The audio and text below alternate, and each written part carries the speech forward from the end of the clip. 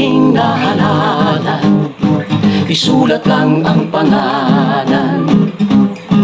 Sa mga kandidato may malasakit sa bayan, huwag na nating iboto kandidato ng gobyerno na walang pakialam sa isyu ng Pangulo.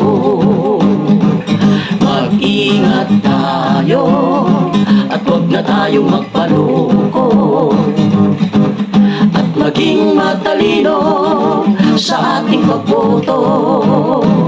Huwag ka sanang mainganyo sa ayuda at 1,000 na nagmula sa kandidato namimili ng boto.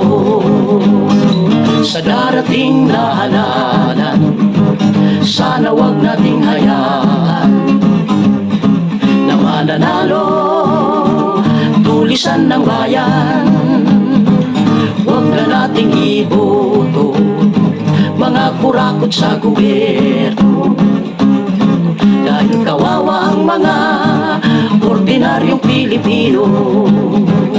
Mag-ingat tayo at huwag na tayong magpaloko, at maging matalino sa ating pagboto. Huwag ka sanang mainganyo sa ayuda at 1,000 na nagmula sa kandidato namimili ng boto.